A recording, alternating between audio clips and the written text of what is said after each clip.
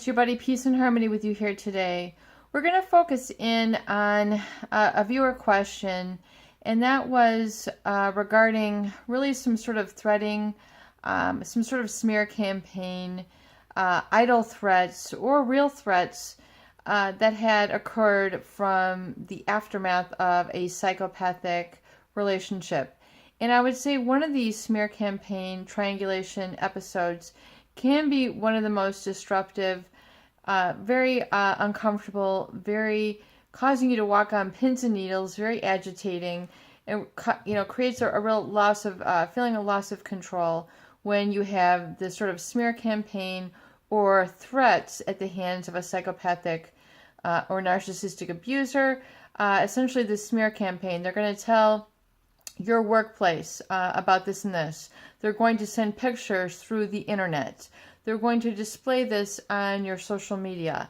They're going to tell your friends and family X, Y, and Z that you were engaged in these and these illicit behaviors, that you have lied, that you have betrayed them. They're going to create pathological lies surrounding you and your character. They're going to call your workplace. They're going to call your boss. They're going to call your neighbors. They're going to call your landlord.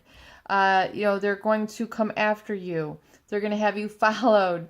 They might actually follow you, might actually stalk you. These might be some of the threats, the intimidation, the interrogation that keep you feeling stuck, keep you feeling frozen, keep you feeling annihilated, crippled, and stifled at the hands of the threats of a narcissistic or psychopathic abuser. Someone who's seeking to essentially control you through fear. And a lot of people might say, well, that's the oldest trick in the book. Well, it's not the oldest trick in the book if it's happening to you. And you had not anticipated this coming at you from what it was originally a romantic love relationship, where there was a lot of sweetness, there was a lot of love, there was a lot of good times, good memories. How could it have turned this 180, this 360, and now is in a whole nother place? You now find yourself in, your own life, in essentially what is feeling like a worn-torn area, and you're trying to, pick up the pieces, fill in the dots, or connect the dots rather. It's very, very scary. It can be really cause, quite a bit of dismay. And so, getting back to the viewer question was, how do you really handle this?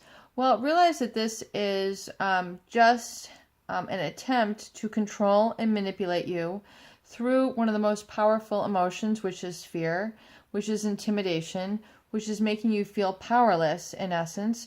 But again, that has nothing to do with reality. The idea that you are powerless to their threats is, you really have to realize that you are not powerless against their threats. Begin to document things and realize that any sort of defamation of character, especially when it results in making public, because there is, freedom of speech, but defamation of character where it is made public and it is impacting you and your ability to earn an income, that this is actually punishable by law. So you definitely need to get an attorney representation here, start documenting things, and realize that this smear campaign to your workplace, to your friends, to your family, can essentially be punishable through by law, which is defamation of character and libel. And also any sort of approach to your workplace or coming by your house, constantly circling around your workplace or constantly circling around your home, things of this nature. You definitely need to get a cease and desist if this is causing disturbing the peace in your life. So be prepared to get a cease and desist.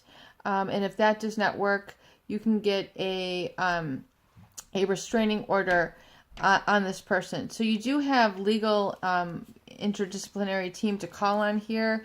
And so definitely you need to keep organized, keep things written down, keep things journaled, keep things documented. So if and ever this person does follow through on this, realize that you've got or you've already gotten things documented, written down, and you're taking the high road here.